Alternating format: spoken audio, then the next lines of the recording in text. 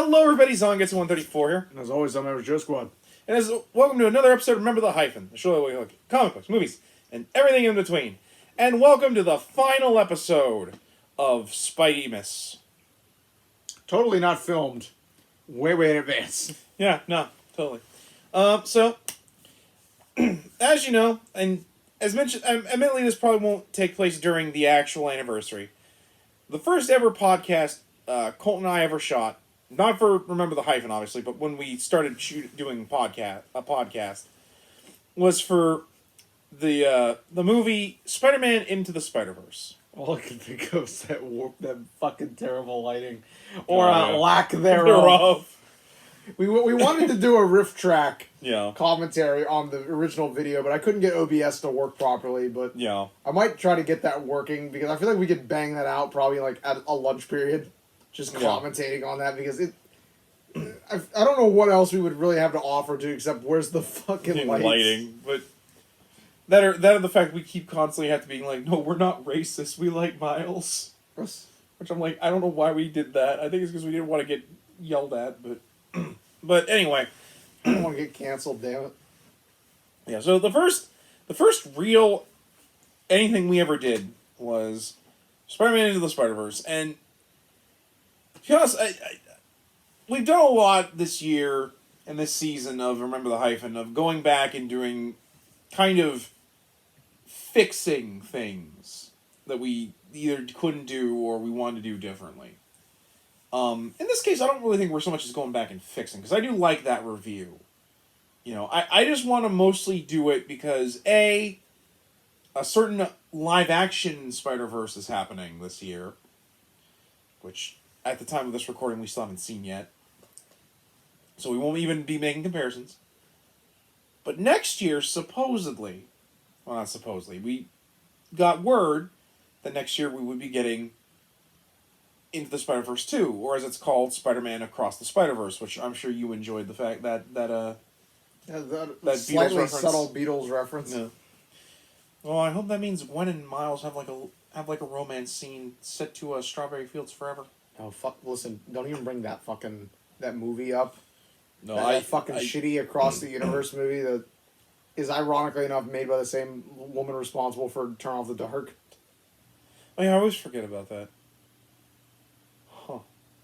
But anyway, so basically this is mostly just, I wanted to have a review of it that's actually on the channel. I know it's in the season 0, but like, it just feels weird that like we reference that movie a lot, and I just think this is a good opportunity for us to kind of talk about the movie, especially because it's been like 2 years since that movie came out. I think everybody needs a little refresher. It just seems like it's just wild. That was like 2 years ago now. Yeah, I know.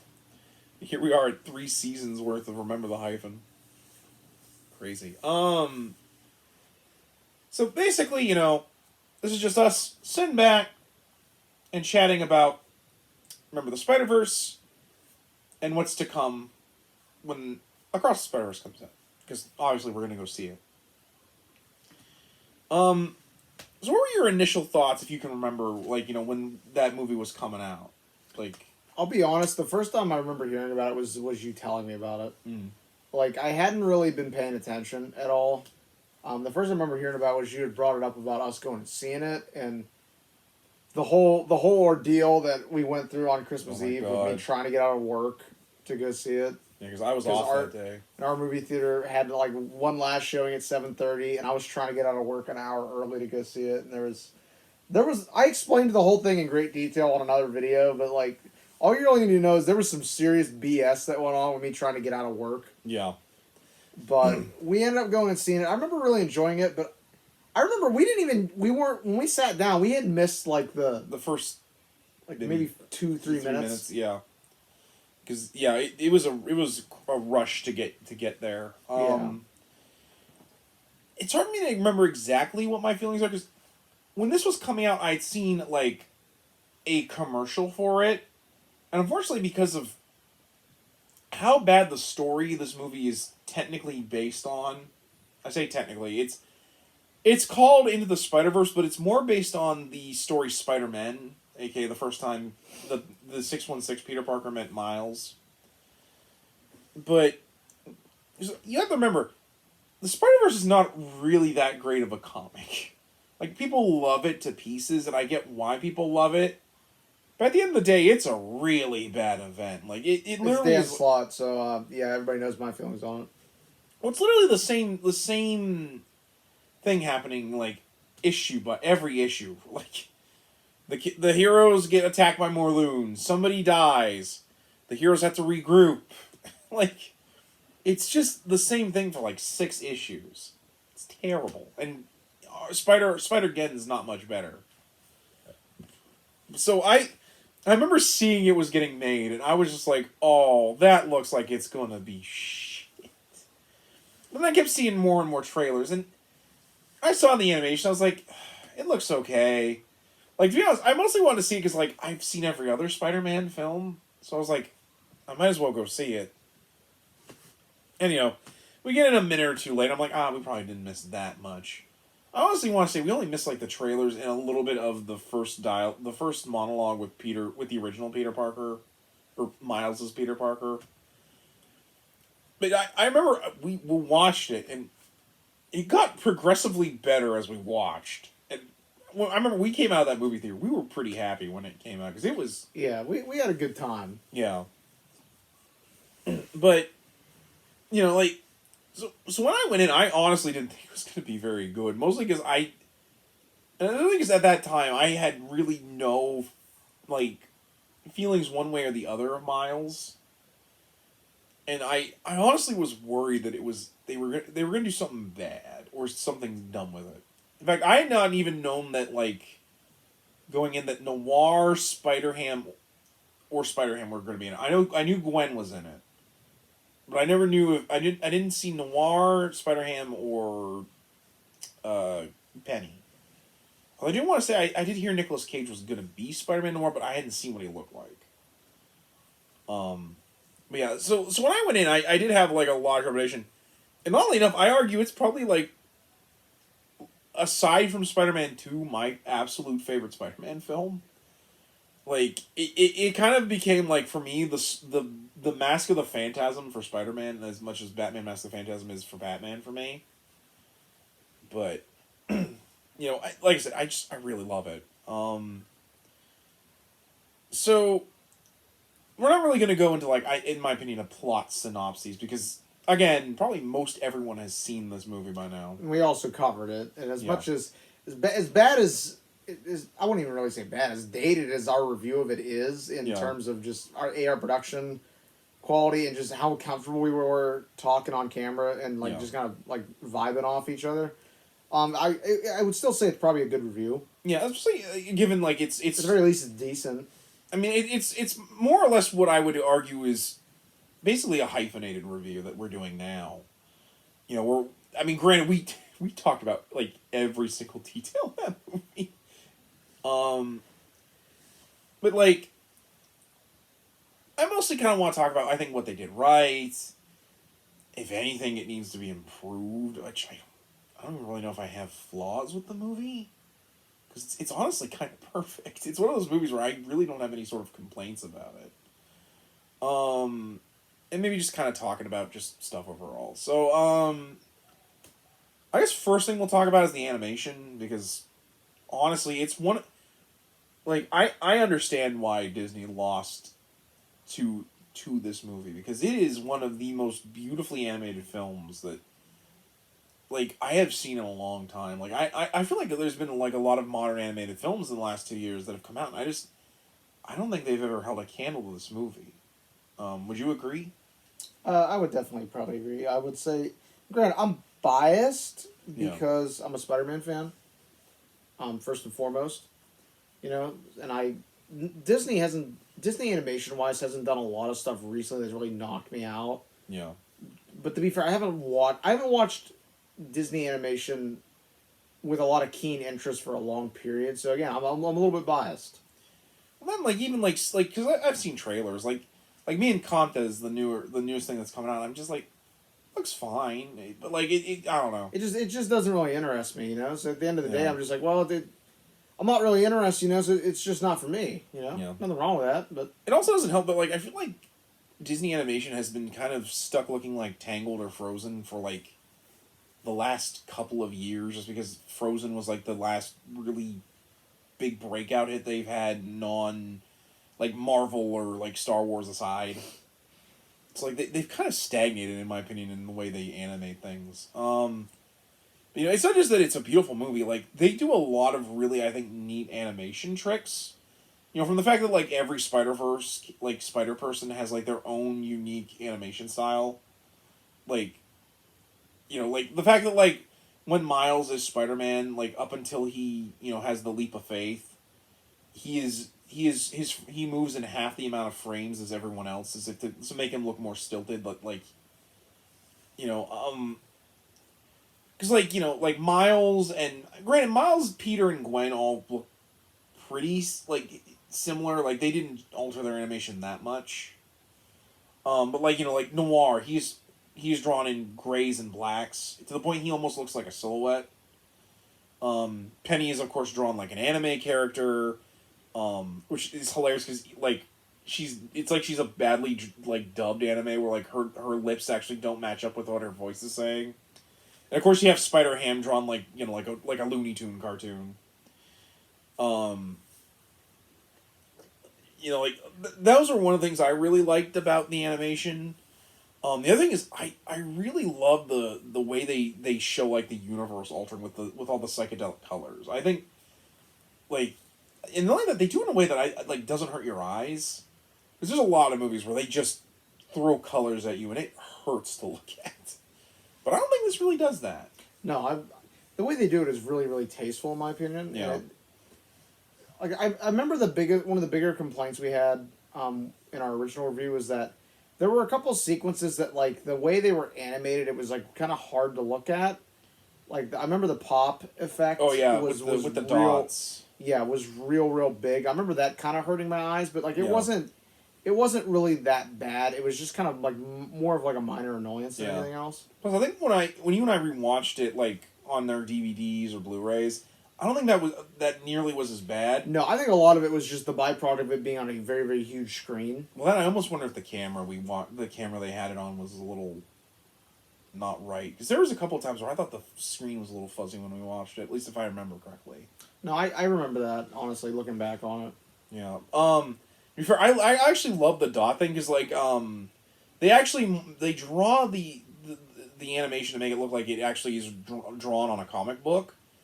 And how they do that in actual comic book drawing, or at least the old days, because now everything's done digitally, is it basically it was drawn with, like, little dots of ink so, like, it was almost like one dot at a time, so everything looked like dots drawn together on a screen.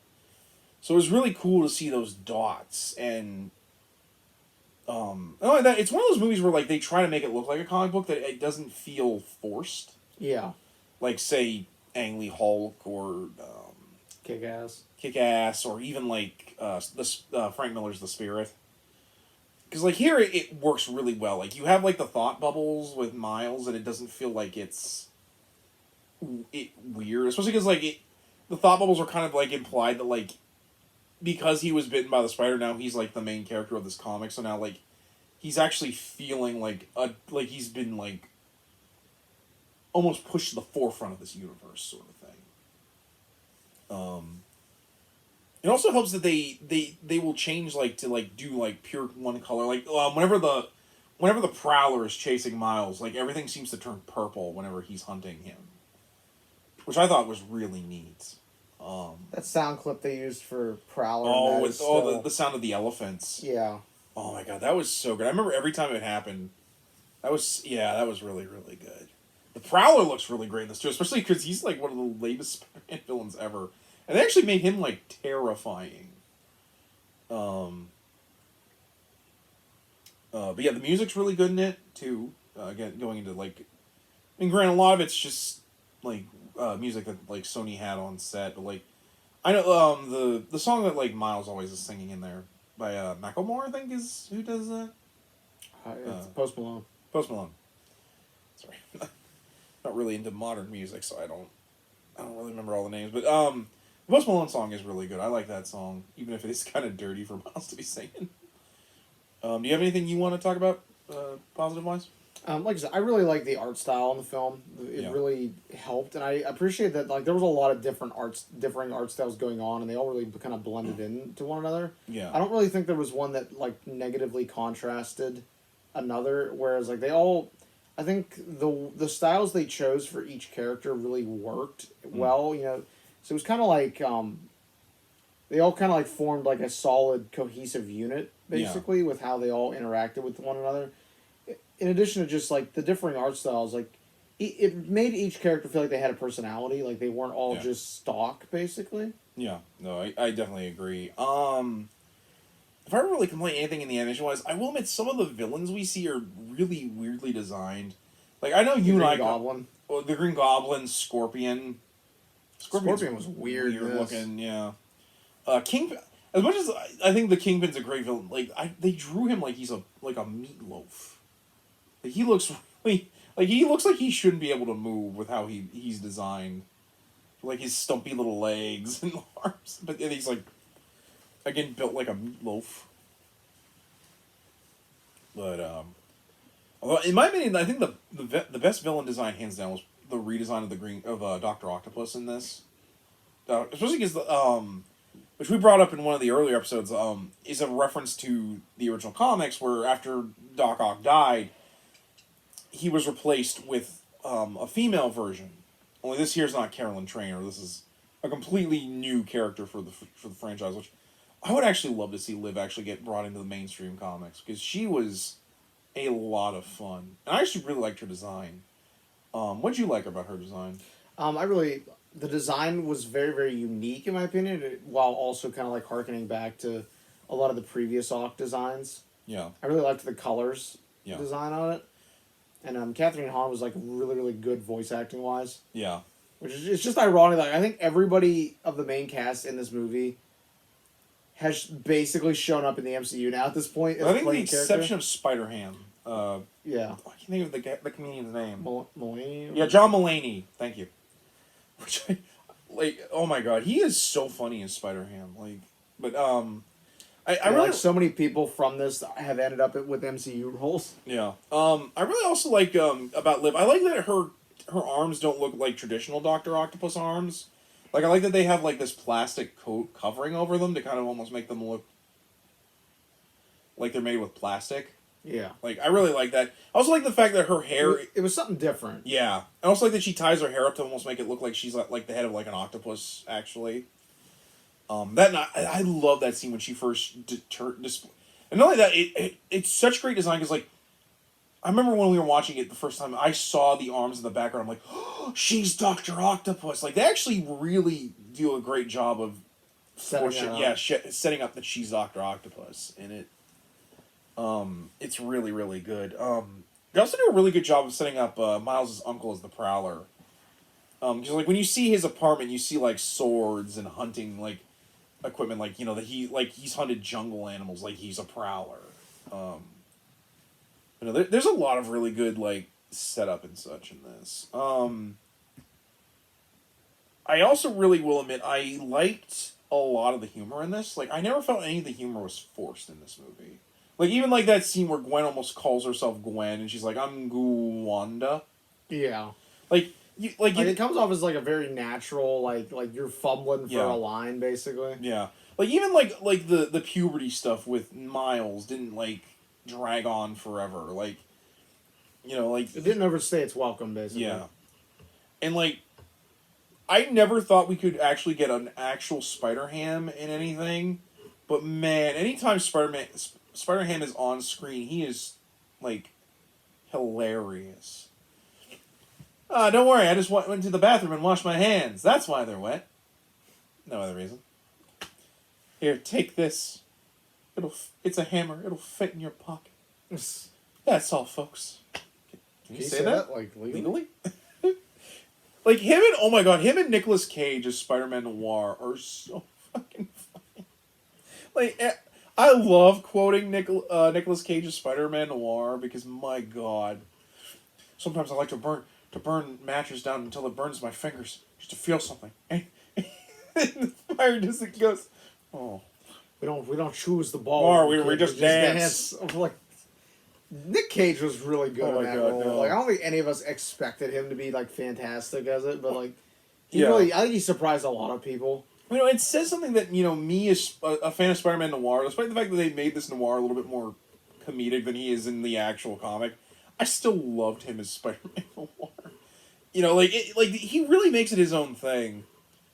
And oh my god, the fact that like they actually could use the Spider-Man memes in this movie and not feel like it's a boomer doing it, like you know, like there's a lot of times where like they'll try to put memes in, even though it's been like years since that meme, and it just falls flat on its ass.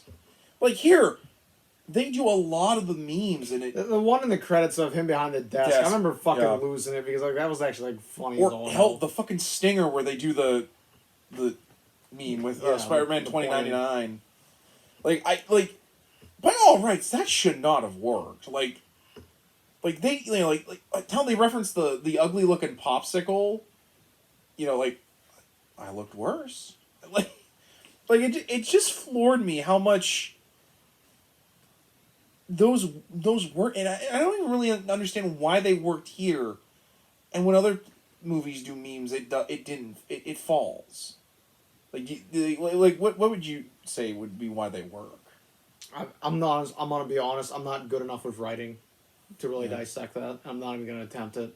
It's not gonna work for me. Yeah, I guess maybe just because like they you know, a lot of them are quick. They don't overdo their welcome, and they don't come off as the writers were trying too fucking hard to meet a quota. Yeah, true. I guess that's true. Yeah. I mean, hell, you and I both referenced the bread scene. I'm so sorry. I couldn't get the bread. It's just so. The best part of that scene is just fucking Gwen in the background doing are you for real right now? Yeah. Hell, the running gag of them explaining their origins, like, and they do it like 6 or 7 times, and it never gets old once. Like, all right, let's take it from the top one more time. I was bitten by a radioactive pig. Like, hell, like. They actually can use comedic characters in a way that they could be sad. Like that scene where they're all explaining that they've all lost someone doing the job of Spider-Man. And it ends with Spider-Ham going, "That's the hardest part about this job, Miles. You can't save everyone." I'm like, who are you to make me feel sad for Peter Porker, the spectacular fucking Spider-Ham? You're making me have feels over a goddamn cartoon pig. Oh. Then to be fair, the emotional moments too are really, really good. Like that scene where Peter B meets the Aunt May of this universe, who, for the record, his Aunt May has been dead for at least a while. So both of them are not ready for this. I love that little moment where Aunt May sees her Peter. Like she knows it's not her Peter, but she's just like, "You look tired, Peter." Well, I am tired, Aunt May. Like. Peter B, like, is probably the most real Spider-Man you will ever see. Like, you know, I know we talk about how great Tobey is, but my God, this is probably the closest I've ever seen them get to just the comic book Peter. Like, just the weariness that he has. Like, it really, like, you know, it says something about that. Any other moments you want to... I know one of the ones that I always kind of find humorous is the whole part near the end where he's trying to put the flash drive in. Oh yeah, and it's like I always mess this up. It's always like that with a flash drive. It's always like that. Never. I've had instances where I know it's the right one and it won't go in the USB slot, and I'm like, fucking why? Yeah. Why is it like this? Well, they keep calling it a goober the entire fucking time. I'm like, that is such a Peter Parker thing to just call it a goober or a doohickey. Don't open up a spider-themed restaurant in TGI Spidey's. I'm like, could someone do that in real life, please? So, can you give me any tips? All right, make sure you use talcum powder for the joints. Disinfect the mask regularly. You know, it gets a little itchy. That's it. That's it. Well, those are great spider. I wish I had known that when I... That or, you know, like that scene where they're in the vent. Watch this. He's going to say, you have 24 hours. And then, you know, you have 24 hours. I love it. Like, great news. We don't need the monitor. Fucking throws the monitor away. Yeah. It's just one of those things I was like, why did you take the monitor, man? Oh my God, when they're in the cabin. Shit, you didn't even need the tower. You just needed the drive. Well, I mean, to be fair, Peter's running on adrenaline, so I can forgive that. Or like when they enter the Alchemix lunchroom, and the reason the scientists all attack him is because Peter took the bagel. He's stealing a bagel. And they all like whip out like guns and shit. Good. But speaking of, I also love that scene where Miles is like, I'm not going to let another Spider-Man die if I can, and I love Peter's just like, I don't really have a lot of friends help me with this. It's kind of nice. Which I'm like, damn. That hits really hard. And of course, that scene where Miles makes Peter go back home. He's got him by the Peter, you gotta go home, man. What if I can't do it? What if I'm not ready? Peter, you will be. You're right. And you see him go through the portal and he does a little not bad, and I really liked all of the really good moments that happened throughout this movie, because it's rare anymore that an animated film has the kind of heart like this one does, that it can both be really funny, really actiony and serious, but also can have these quiet moments where it's not really sad, but it's bittersweet, maybe a little somber. Well, I remember that scene where it looks like Prowler's gonna kill Miles, and he puts the mask back on, I can't kill you like Miles. He puts as if he's putting the mask on, I'll be and that way I won't feel as bad. And then of course he doesn't, and then he gets shot by the Kingpin. I'm just like, oh, that's actually really rough. And of course he can't be Spider-Man without a dead uncle. We have to fill that. We have to meet that quota. I was also really blown away when this movie came out. I think you were too. How much it references the Raimi films. Because with the upside down kiss in it, or the train sequence. Yeah, or the fact that they put in the dialogue of Uncle Ben from the Raimi verse talking about with great power comes great responsibility. I was really kind of, because at the time when that came out, there wasn't really a lot of love for the Raimi films.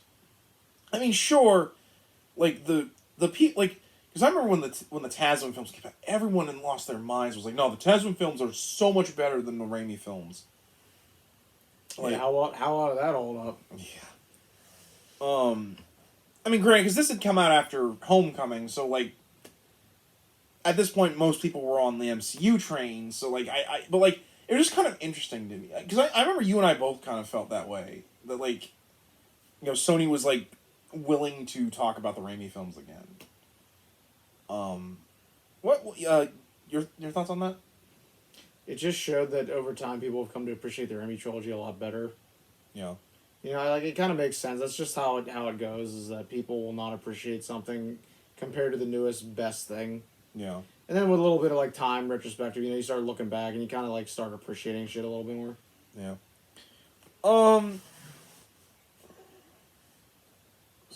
I also think this movie is a really great way for them to kind of get people on board with Miles. Because I honestly feel like this movie really made me appreciate Miles Morales as a character. I think Marvel had a hard time doing, especially after they killed the Ultimate Universe. Because I think you also were kind of on the fence with him too, right? Because I didn't have any experience with him. I'd never read anything that had him in it. Yeah. I remember you were reading some of his run before they canceled it. You kind of were, or maybe not canceled, but you stopped ordering it. You were kind of just eh. Oh, recently? Yeah. It was mainly just because nothing was really going on in it, and I was just I've been trying to save money, so it was kind of more I'm enjoying it. I'm enjoying ASM, but it's there just wasn't really anything going on in that run right now, so I was kind of I can kind of drop it, Probably also didn't help that at that time they were also making that stupid Clone Saga for him. Yeah, which I have all of over there. Yeah. Speaking of Clone Saga, the fact that this movie references Ben by having the Peter of Miles' universe be blonde. That was a trip when they put his mask off and he was blonde. I was just you're gonna make him basically be Ben?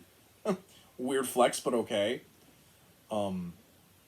Of course, that probably the scene that probably will fuck anyone up when they watch this movie The scene where Miles buys his costume, and it was the last actual cameo shot of Stan Lee. Yeah, it wasn't the last one released, but it was like that was like the.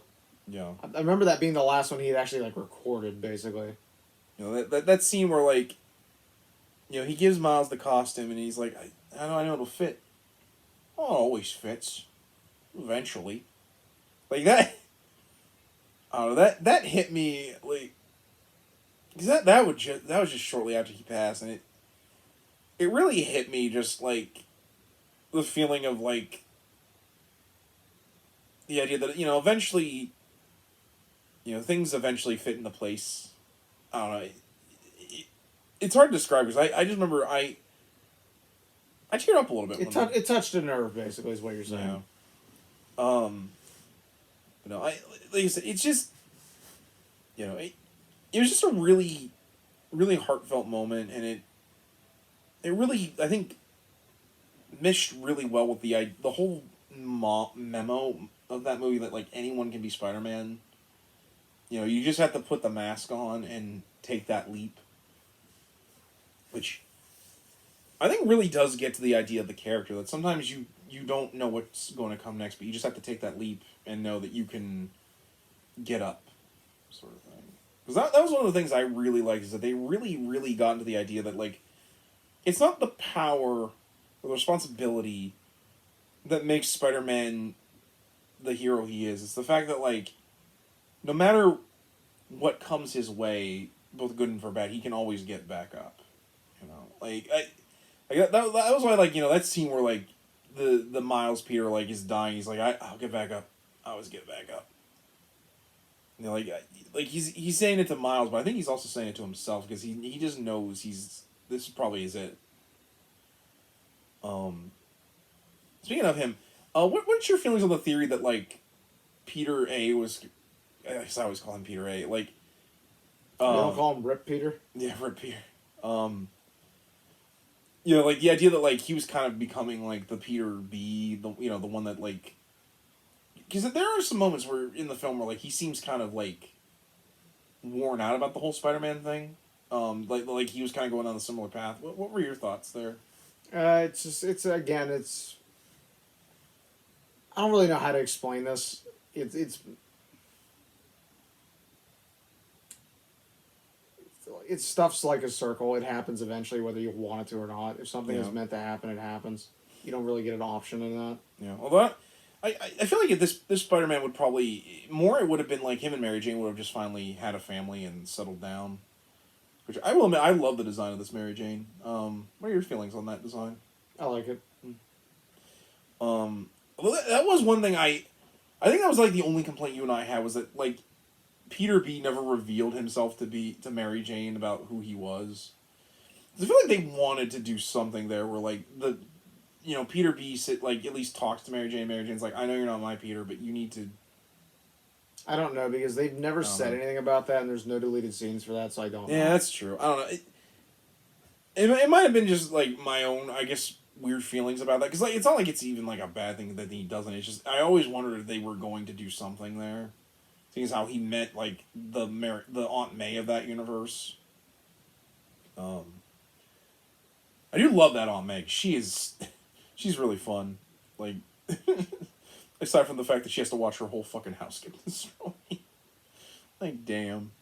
I also love that when, like, shit's getting broken and then Spider-Ham just picks a plate up and smashes it over his own head. That shit's good. What's your opinion on how they did Spider-Gwen in this? I liked it. It's not totally exact to Earth 65, but I think that works, because I think part of the charm of Earth 65 Spider-Gwen is that there's a lot of build-up to that universe. Yeah. That I don't think would have really worked well with the presentation of having it in a movie. Mm. Especially with one that didn't really have any build-up to it prior. Yeah. Like, as much as we don't like the setup angle that MCU films always go with, that at the very least, like, makes it so it's a little easier to introduce people. Yeah. Also, what were your feelings when they gave her the haircut? 'Cause it's not like the traditional, like, look for Gwen. I liked it okay enough. Yeah. I honestly really like it because I think it gives this Spider-Gwen like her own unique identity to kind of differentiate her between like the main like the main comic book interpretation of Spider-Gwen. I think it also helps that like it makes it so that like because I know her and Miles have like this thing in the comics. It's really kind of weird, given how she looks exactly like comic book Gwen, and Miles knows like everything about like the Peter of our universe. So it's like kind of awkward when he's dating her. Here I kind of like the ship a little bit more just because like it seems like the Peter B or even the Peter of his universe have not really had a Gwen, which I mean makes sense because both of them are kind of based on the Tobey Spider-Man, and really that Gwen has like no, I don't know how to, no impact not on as Peter. Not as much of an impact, basically. Yeah. Oh, then I like their even if, like if it's not like a shit thing, I like their little banter. Their banter's fun. I was really like they didn't really change her costume that much. It's still pretty much just the traditional Spider-Gwen costume. Yeah, it's basically the same. There's a little bit of a difference, I believe, in the back design. Yeah. To it than how it is in the original OG comics, but I'm not 100% sure, but I believe there is a difference in the back design. Yeah. I think this was the one that made me realize that her I don't think I noticed this when I read the comics, but that her shoes in that are ballet flats. I never actually noticed that at first.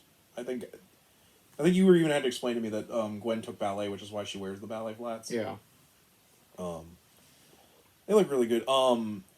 Also, really, I like the redesign for Spider, the mech, because I think you've seen bits of it in Spider-Verse, but like originally it was a reference to Neon Genesis Evangelion, and I didn't really like the way Spider looked in that, because it just looks like Spider-Man if he were a robot. I really like the design of Spider here, where it has like it's supposed to be clearly like a robot, but like it more prefers to be like walking like a spider. Kind of hinting at the idea that like the spider pilots the robot and Penny tells it how to move.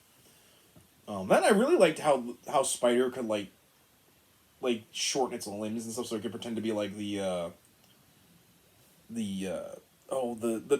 cart when they're pretending to be winners. It's not that easy. It's that easy. Like I said, honestly, I think everything really does fall into place really well. I even like the fact that, like, the Kingpin's the major villain in it, even though, like, really kind of seems like a lot of trouble just to get, like, multiple families because your family got hit by a car because you're an evil scumbag. I don't know, it was so weird how, like, they set up why the Kingpin was doing it, and then, like, he's willing to, like, wreck all of reality just to get this one thing. Yeah. Do you have any things you feel like you wish they could have done better or hope they do better for the sequel? If I don't get Mayday Parker, I'm gonna burn the theater down. That's fair. That's reasonable. That's fair. Yeah, and I don't want them to pussy out like they did with fucking Life Story and not use May. Yeah. Don't give me a fucking clone. Just use Mayday. Y'all can own up to the Clone Saga. Yeah. Honestly, I'm pretty sure that, like, especially given the fact they wanted to make, like, an all-female Spider character movie for the Spider-Verse, I feel like we're going to get Mayday. We're probably going to get Annie, too, given the fact that I know people love Annie. For me, I guess really the only thing I wish if they were to do anything more, I would like to, and if you're fair, I'm pretty sure what we're going to get is, since it's called Across Spider-Verse, we're going to see all the different Spider-Verse. I kind of hope we get to see, like, a new group of Spider characters, even if, like, I don't know, like, I want them, of course, to bring Gwen back, because she's a staple, Peter B. But, you know, like, if we only see Noir and Ham for, like, a little bit, so we could get, like, other characters, I think that'd be fun. If not, like, I wouldn't mind still seeing them and we get more Spider characters. Do you have any Spider characters you want to hope to see? Besides Mayday, probably Ben Reilly. Yeah. Jessica Drew. Silk. Yeah. Obviously, the Hostess Fruit Pie Spider-Man. Get the 67 animated Spider-Man there. That'd be amazing. That'd be fucking hilarious. Because I know, like Nicholas Hammond Spider-Man. Yeah.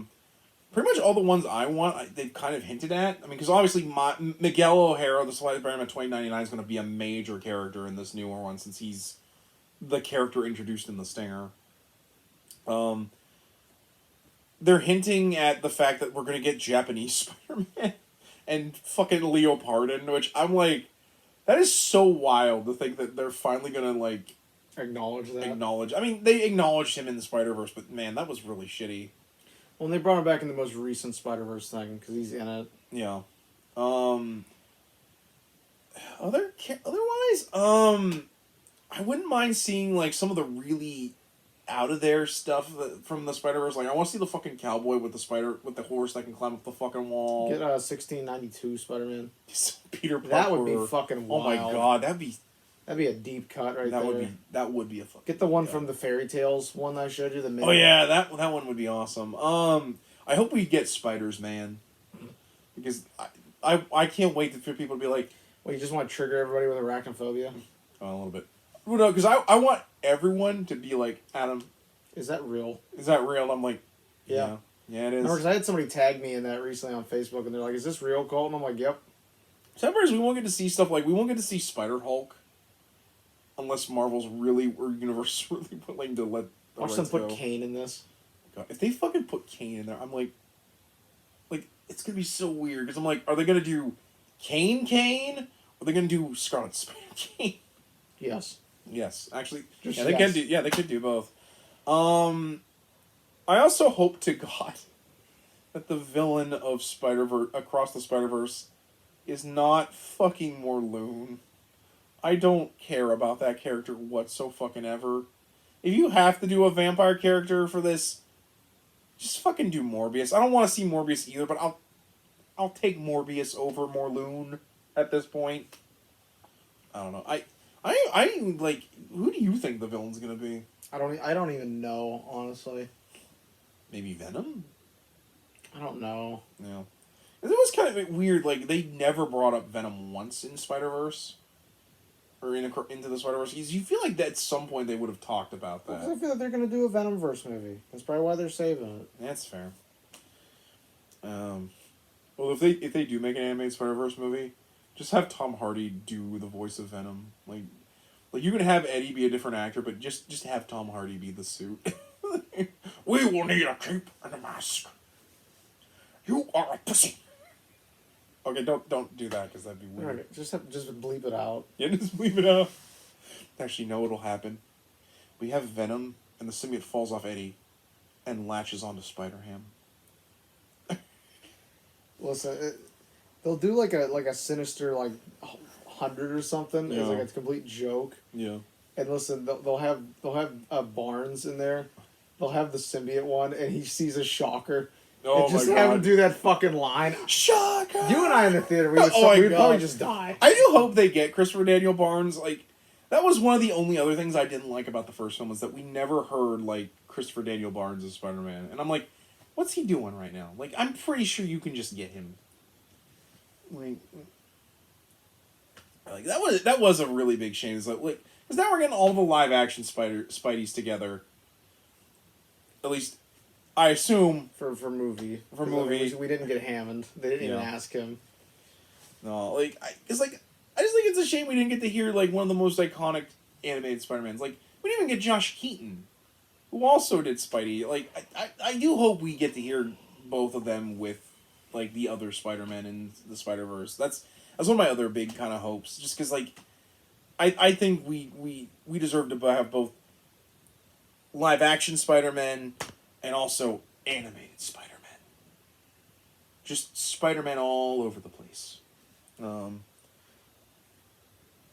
This is real quick. Maybe it'd be kind of cool if the villain is just Doc Ock again. That's what they'll probably do. And I hope it's Dr. Octopus, not Superior Spider-Man Octopus. No one needs to see that. So yeah, I think we've pretty much covered it. Do you have any closing thoughts? Like I said, give me Mayday or I burn down a theater. That's fair. Those are your options. That's fair. No discussion. So, has your ranking for this movie changed over... No, it's still number 2 next to Spider-Man 2. Yeah. yeah, I still kind of like to. I go back and forth between whether I think this is better than Spider-Man 2 or not. That's just mostly because, like, I give animation so much credit. And to be fair, even if it is, like, Spider-Man 2 is my number 2, that still don't mean I don't love it to pieces as much as I love Into the Spider-Verse.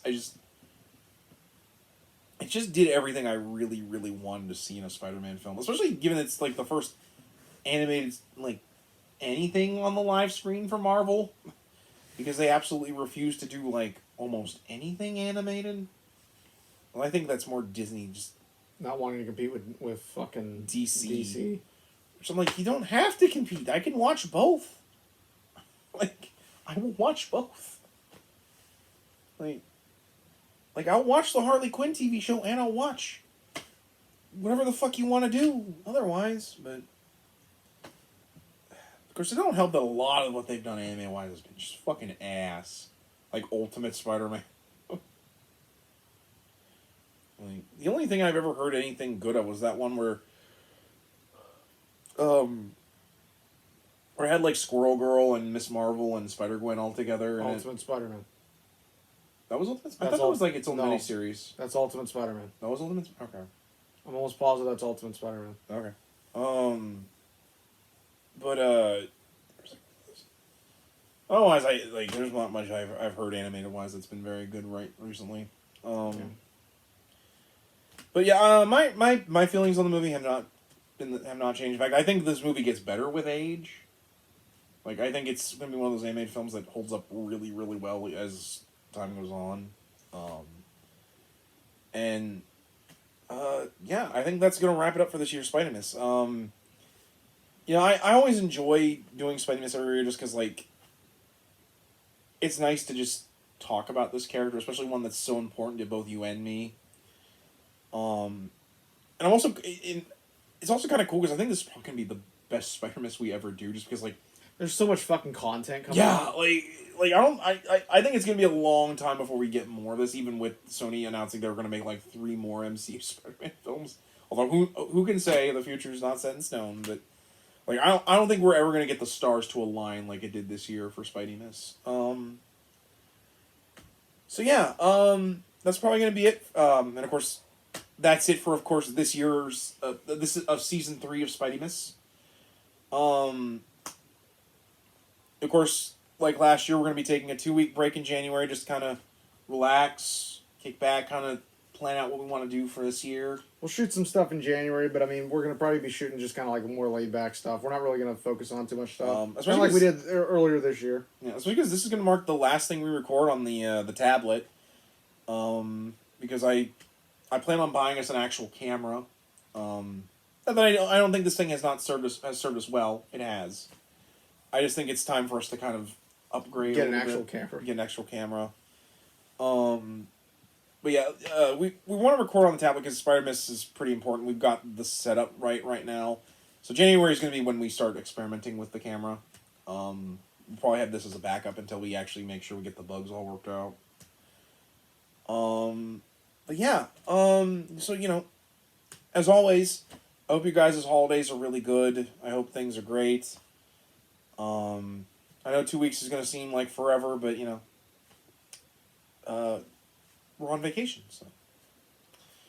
But I hope you guys enjoyed this year's Spidey-Miss, and I hope you enjoy what's to come next.